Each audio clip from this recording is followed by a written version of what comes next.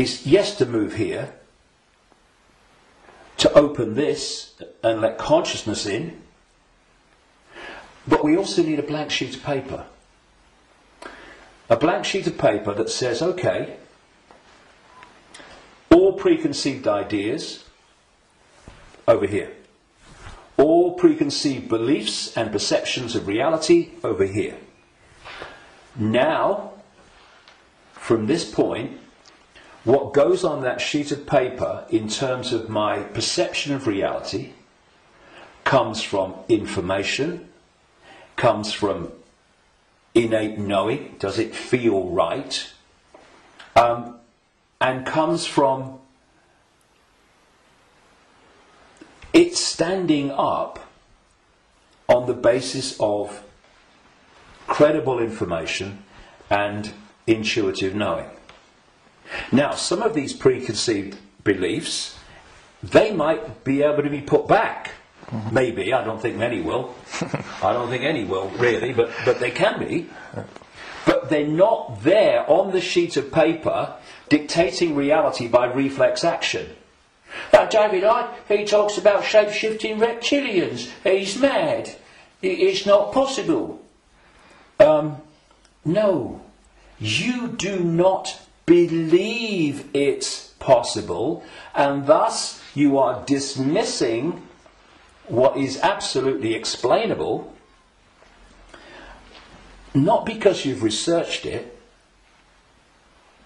not because you've even looked at it, but because that program, which is dictating your sense of reality, cannot encompass it. Thus, people say to me, and have said to many people in this arena, when the actions of these families have been exposed, they'd never do that. No, mate, you would never do that. They would and are every day. It's this, and then you say, well, how much? I've said this to television interviews in the mainstream, but they're like, loads of rubbish. And I say, well, I've been to 55 countries, many of them many times. I've researched this full time for 22 years. How much research have you done on this subject? Zilch. But it's different, it's outside of their perception of possibility, so it's dismissed. And this blank sheet of paper lets anything in so long as it justifies its place on the paper. And when you do that with an open mind, you don't say, I'm a Christian, so I don't criticise Christianity. You go, I'm going to look at Christianity and what I've believed up to this point from a detached perspective and see if it stands up. I know a guy in America who set out, many decades now, he was a real avid Christian, and he set out to prove the Christian story was true. Jesus existed and all this stuff. And very soon after this, as he started, I'm going to show it, of course what he realised very quickly is the evidence is all the other way, and he became a conspiracy researcher, because then he's going, well, nothing of it. If I've been duped on this, what else am I being duped on? And then the dominoes start to fall, and you start to see the greater conspiracy. But he had an open mind enough to see that when the information was going in a certain direction, he was willing to go with it. But a lot of people that are welded to religions, they don't want to look at the information. And you can be a religious believer, and you can go to the five sense level of the conspiracy, because you can say it's Satan and Jesus is coming, and it's Armageddon, and it's the end times and all that stuff. You can do all that from a Christian perspective, but you ain't going to get in the rabbit hole. To do that, all those belief systems have to go, because they're there to censor the true self.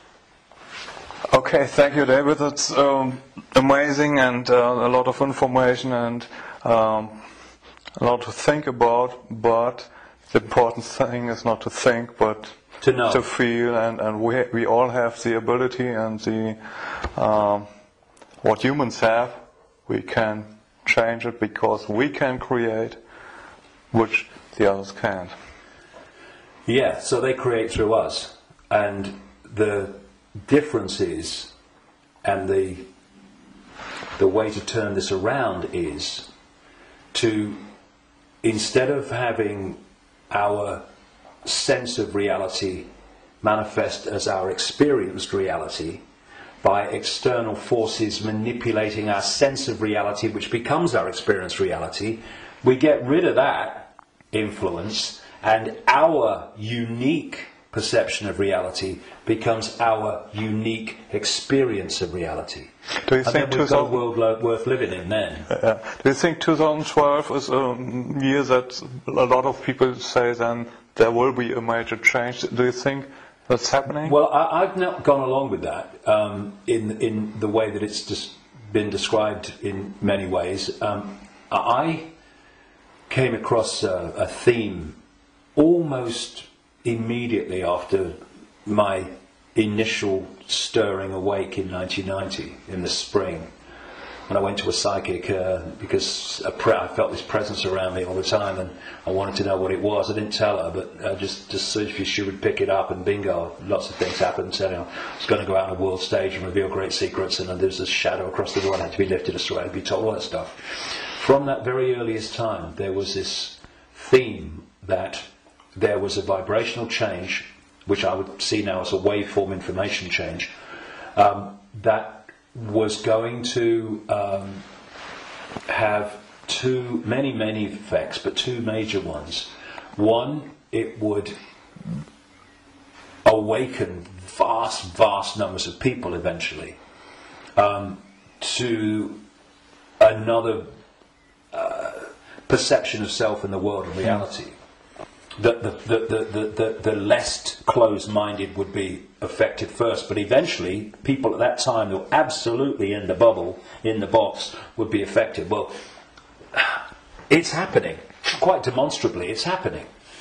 And the other effect, major effect of this vibrational change, which way back in 1990 I gave the title The Truth Vibrations because of this, these changes that we was going to bring, was going to be that this vibrational change would bring to the surface all that had been hidden so people could see it. Well, you look about people waking up to another version of reality and self and the world in vast numbers in 1990. You look at all that's been hidden coming to the surface in 1990. What? Look at it in 2012. It's incredible. It's happening, right?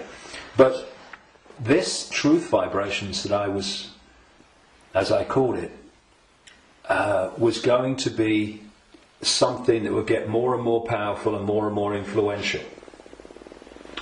And the significance, a greater significance for me of 2012 is that it's not 2011, but it's not 2013 either.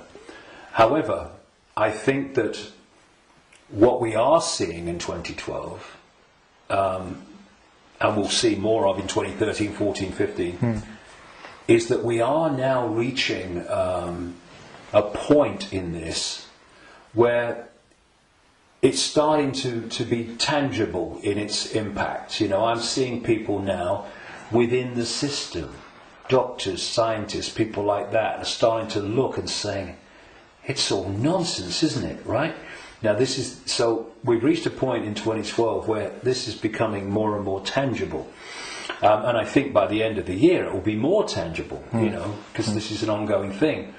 And the focus on 2012 in a positive way about, this is going to be the Great Awakening. And I don't think it's going to be the Great Awakening in 1 year, but that focus on it, people are focusing on the fact of awakening, and that's bound to impact upon people opening their minds. The negative part about it, of course, is this stuff about the end of the world and all that stuff, which brings... Where does that take you? It takes you here. So I think that 2012 is significant in that way. But in 2013, we're going to see the impact even greater, 2014 even greater.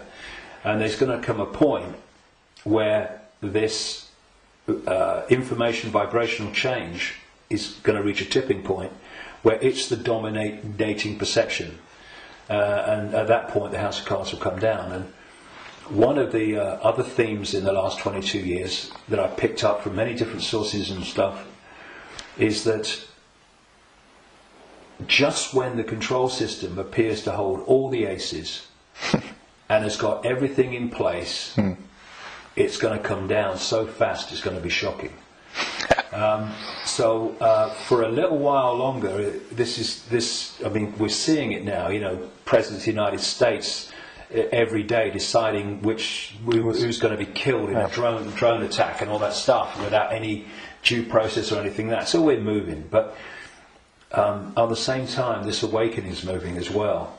And you know, the president and the control system and their agenda and their unfolding Orwellian state, although it's not called that, the facets of it as they unfold are all over the television news and they're in all the newspapers. So people can get the impression, understandably, that that's all going on. Oh my goodness me, look at this.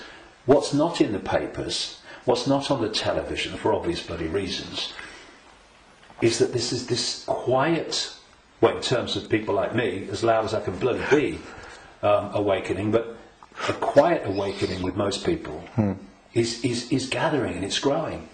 And it will eventually be like a tidal wave of change and bring an end to this bloody nonsense, because the power that is used to enslave and manipulate us is merely the power we give away every day. When we stop doing that, there's a very loud bang and the house of cards comes down.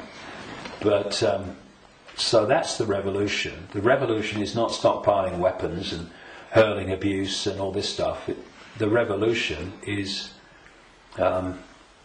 remembering who we really are and the power to dictate our own reality collectively and individually that memory brings. That's the revolution, remembering who we are. That's why I called this big event at Wembley, Remember Who You Are. It's the key to everything. If we don't remember who we truly are, infinite consciousness having an experience, nothing's going to change. And but we are, and so it is. It's changing. We can see it, and you're part of it, and we're part of it, and I thank you for what you do. Well, thanks. And anyone can be part of it. It's just a choice. Right. Thank you, David. Cheers, mate. Thank you. Thanks a lot.